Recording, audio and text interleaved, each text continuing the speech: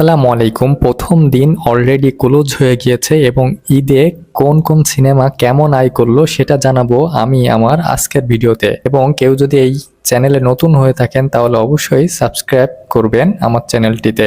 আমি আজকে তিনটা বিগ বাজেটের ছবির প্রথম দিনের আয় কত সেটা নিয়ে কথা বলবো। প্রথমেই আসি প্রিন্স নিয়ে। প্রিন্স হচ্ছে আবুল হায়াত মাহমুদ পরিচালিত এবং সাকিব খান অভিনীত অ্যাকশন থ্রিলার সিনেমা প্রিন্স।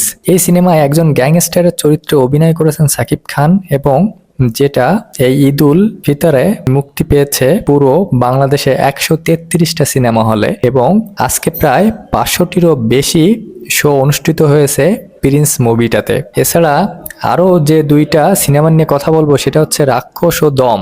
দেখুন, রাক্ষস সিনেমা দিয়ে সিয়াম আহমেদ নতুন করে চিনিয়েছে দর্শক মহল থেকে তার অনুরাগীদের। এবারের ঈদে রাক্ষস কোনো সিঙ্গেল স্ক্রিনে মুক্তি দেয়নি এবং এর মূলত কারণ হচ্ছে পাইরেসি জনিত কারণে। এটা মুক্তি পেয়েছে সিনেপ্লেক্স ও মাল্টিপ্লেক্সে এবং নিশোর দম সিনেমাও মুক্তি পেয়েছে সিনেপ্লেক্স ও মাল্টিপ্লেক্সে। এটাও কোনো সিঙ্গেল স্ক্রিনে দেয়নি ওই একই কারণে যে পাইরেসি জনিত ভয়ের কারণে এই মুভিটাও কোনো সিঙ্গেল স্ক্রিনে আসেনি। দেখুন, রাক্ষস হচ্ছে বাংলাদেশে অ্যাকশন ও রোমান্টিক চলচ্চিত্র হচ্ছে রাক্ষস। এতে অভিনয় করেছেন সিয়াম আহমেদ, কলকাতা, সুস্মিতা চট্টোপাধ্যায়, মেহেদী হাসান হৃদয় পরিচালিত এই ছবিতে সিয়াম আহমেদ নায়ক ও খলনায়ক ডাবল রোল হিসেবেই দেখা গেছে সিয়াম আহমেদকে এবং চলচ্চিত্রটা ট্রেলার টিজার সবকিছু মিলিয়ে ফাটিয়ে দিয়েছে। এই ছবিটা আজকের ঈদের প্রথম দিনে সিনেপ্লেক্স ও মাল্টিপ্লেক্স থেকে 55 লক্ষ টাকা আয় করেছে। হ্যাঁ, 55 লক্ষ টাকা এই মুভিটা প্রথম দিনেই কালেকশন করেছে এবং এই ছবিটার লং লাস্টিংটা অনেক বেশি হবে এবং এই ছবিটা বাজেট ধরেছিল প্রায় 9 কোটি টাকা এই ছবিটার। এবং প্রথম দিনে যে আয় দেখা যাচ্ছে তাতে করে এই ছবিটা খুব তাড়াতাড়ি যে তাদের যে 9 কোটি টাকার বাজেট সেটা তাড়াতাড়ি উঠে যাবে এবং এই ছবিটা থেকে নতুন করে আরো আর্ন হতে পারে বলে এই ছবিটা মনে হচ্ছে এবং ব্লকবাস্টার হতে পারে রাক্ষস। এবার সাকিবকে টেক্কা দেবে কিনা সেটা সময়ই বলে দিবে। এবার আসি দম নিয়ে। দেখুন, রেদওয়ান রনি পরিচালিত এবং আলফা আই প্রযোজিত দম, এতে প্রধান চরিত্রে অভিনয় করেছেন আরফিন নিশো নূর চরিত্রে এবং পূজা চেরি রানী চরিত্রে।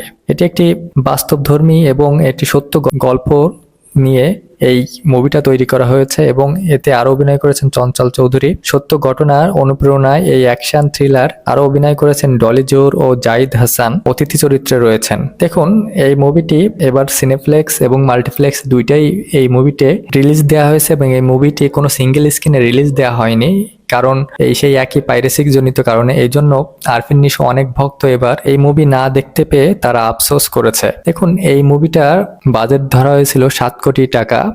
এই মুভিটা আজকে সিঙ্গেল স্ক্রিন এবং মাল্টিপ্লেক্স থেকে এই মুভিটা ইনকাম করেছে 58 লক্ষ টাকা। তো এই মুভিটারও খুবই ভালো গেছে আজকে প্রথম দিন এবং প্রথম দিনে ব্লকবাস্টার বলা যায় এই মুভিটা এবং এই মুভিটা ও লং লাস্টিং করবে এবং এই মুভিটাও অনেক দিন ধরেই সিনেপ্লেক্সে বা মাল্টিপ্লেক্সে চলবে।